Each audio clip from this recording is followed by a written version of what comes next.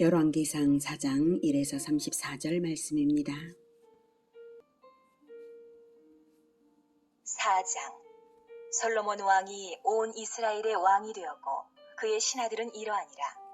사독의 아들 아사리아는 제사장이요 시사의 아들 엘리호렙과 아히야는 서기관이요 아힐루스의 아들 여호사밧은 사관이요 여호야다의 아들 브나야는 군사령관이요 사독과 아비아달은 제사장이요 나단의 아들 아사리아는 지방관장의 두령이요 나단의 아들 사붓은 제사장이니 왕의 벗이요 아이살은 국내 대신이요 압다의 아들 아도니람은 노동감독관이더라. 솔로몬이 또 온 이스라엘에 12지방관장을 두매 그 사람들이 왕과 왕실을 위하여 양식을 공급하되 각기 1년에 한 달씩 양식을 공급하였으니 그들의 이름은 이러하니라.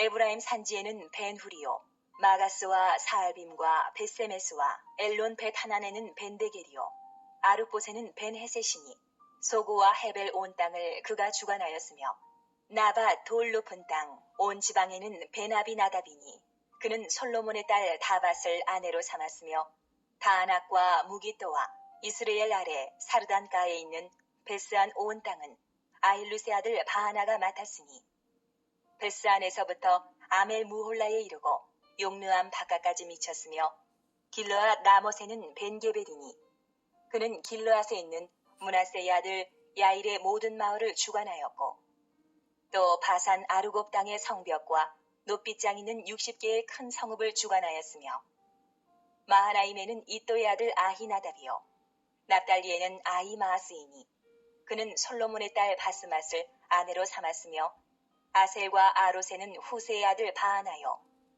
이사갈에는 바루아의 아들 여호사밧이요 베냐민에는 엘라의 아들 시므이요 아모리 사람의 왕 시혼과 바산 왕 옥의 나라 길르앗 땅에는 우리의 아들 게벨이니 그 땅에서는 그 한 사람만 지방관장이 되었더라.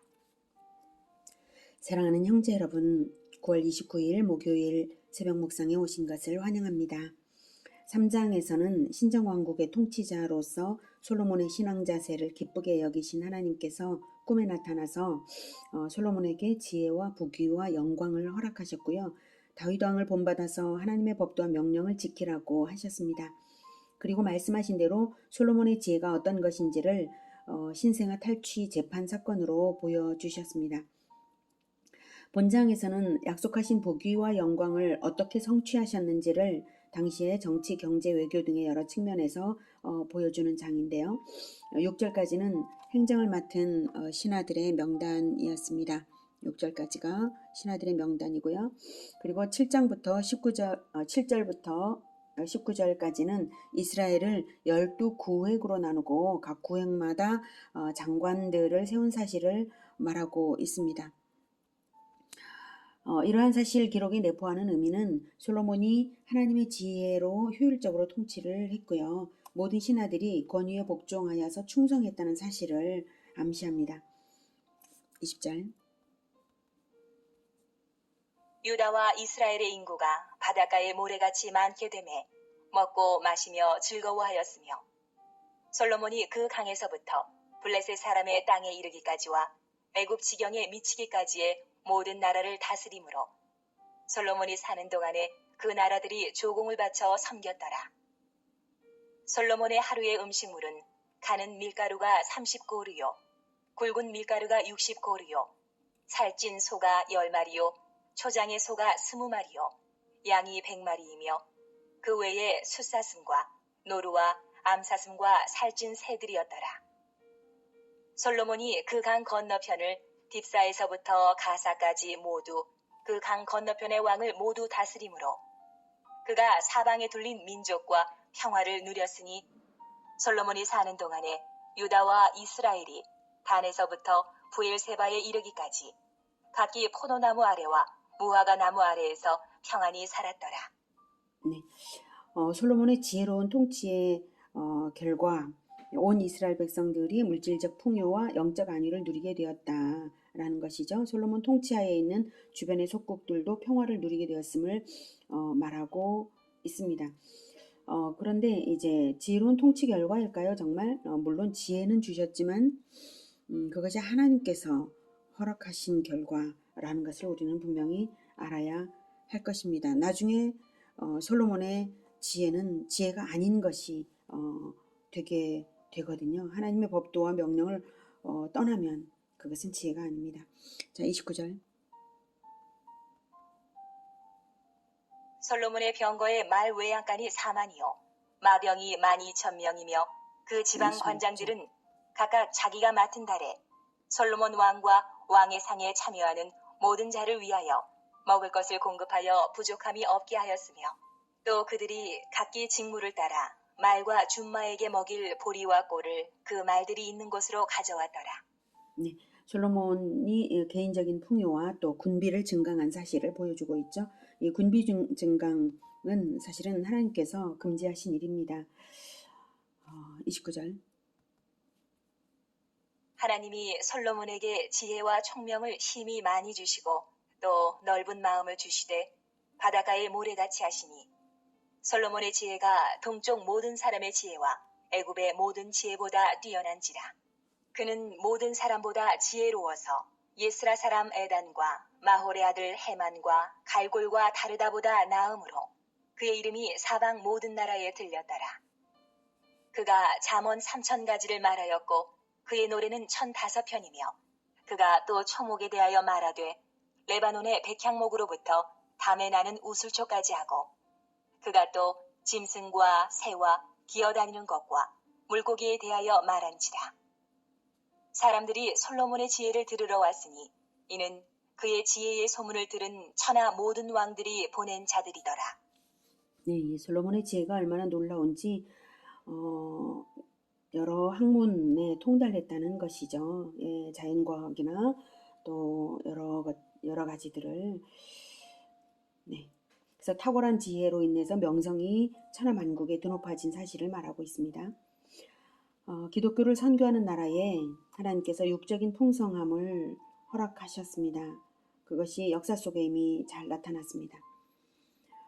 예수님을 땅끝까지 전하는 예수 제자들을 위해 하늘과 땅의 모든 권세로서 함께 하신다고 예수님이 약속대로 그렇게 행하신 것이죠. 역사 속에서.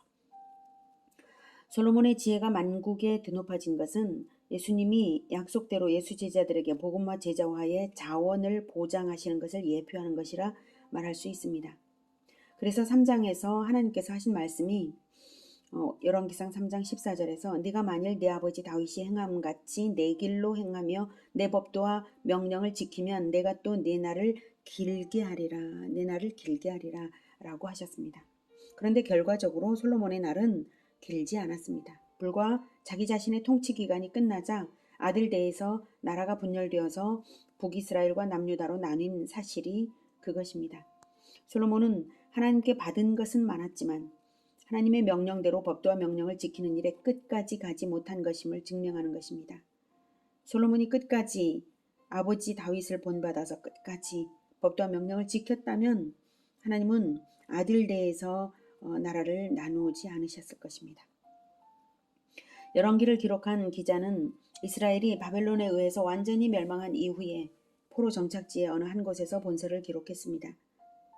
본서를 기록한 목적은 과거 회고 자체를 목적으로 한 것이 아니라 솔로몬의 번영의 궁극적인 이유와 또 번영을 잃어버리게 된 이유가 무엇인가를 깨우쳐서 하나님의 법도와 명령을 끝까지 지키는 진정한 언약 백성이 되라고 깨우치기 위한 것입니다. 하나님께서는 그리스도를 전하는 예수 제자들에게 모든 것을 보장하십니다. 꼭 직접적으로 주셔야만 보장하시는 것이 아니라 거대한 배경 자체를 부유하게 하심으로써 인적 자원, 물적 자원을 보장하십니다.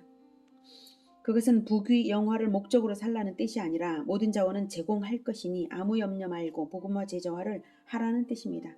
물질적인 것이나 인적 자원까지도 하나님은 다 붙이실 것이니 그런 것을 욕심내지 말고 그런 것을 자랑도 말고 그저 법도와 명령을 지키는 그 일에 중점을 두고 겸손히 살면 네 날이 길리라 하시는 것입니다. 네 날이 길다는 것은 자손 대대로 영구히 하나님께 영광 돌리는 나라가 되어야 네 날이 긴 것이지 불과 자기 당대만 반짝 잘 되다가 마는 것을 하나님이 말씀하신 것이 결코 아닙니다. 과거 기독교 국가들이 전체적으로는 그다지 거룩하지 않았을지라도 그 나라 안에 사는 기독교인들이 거룩하게 선교하면서 법도의 명령을 지켜 살 때에 나라의 부흥이 있었고 세계로 뻗어나갔던 것이지 않습니까? 소수의 진정한 기독교인들을 위해서 나라 전체를 부강하게 하셨던 것입니다. 선교사들의 배경을 부강하게 하심으로써 선교가 세계적으로 폭발적으로 성공하게 하시는 물적 자원, 인적 자원이 되게 하신 하나님의 일입니다. 우리나라의 부강 역시 그렇게 설명됩니다. 인구 비례로 우리나라가 사실 작은 나라이지만 인구 비례로는 선교 제1위국인 나라지 않습니까? 세계대전 이후 망한 나라들 중에서 세계에서 유례없는 발전상을 보이는 나라가 바로 한국인 것이죠. 소수의 진정한 그리스도인들이 하나님의 법도와 명령을 지켜서 그리스도를 전파하고 있기 때문입니다. 이것을 깊이 알고 우리가 해야 할 일은 하나님의 법도와 명령 지키기를 결코 게을리하지 않으면서 계속해서 그리스도를 전파하며 선교하는 일을 해야 한다는 것입니다. 이것이 중단되면 하나님께서 부귀 영화와 영광도 거두어 가십니다. 지금 서구의 어떤 나라들에서 발견되는 점들이 바로 그것이 아닌가요? 하나님의 법도와 명령을 끝까지 겸손하게 지키며 오직 하나님의 영광만을 위하여 살아가는 우리 모두가 되기를 기원합니다. 기도하겠습니다. 하나님, 우리 인생은 너무나 짧습니다. 생각도 짧고 안목도 짧습니다. 그러나 하나님께서 내 날이 길리라 하신 것은 영원한 것을 두고 말씀하셨습니다. 하나님, 우리가 그리스도를 따르는 이 길에 섰으니 결코 나의 인생만 생각하는 것이 아니라 내 후대까지 영원히 예수님께서 오시는 그 날까지 끝까지 하나님의 법도와 명령을 지키면서 모든 민족에게 복음과 제자와의 그 사명을 수행하면서 살아가겠습니다. 주님 도와주시옵소서. 부귀 영화에 욕심 두지 않고 육적인 지혜에도 욕심을 두지 않고 아무 것에도 두려움 없이 근심 없이 탐심 없이 오직 하나님의 법도와 명령 그것을 붙들고 사명 수행을 위하여 나아가겠습니다. 주님 도와주시옵소서. 예수 그리스도 이름으로 기도드립니다. 아멘. 이어지는 시간은 개인 기도 시간입니다.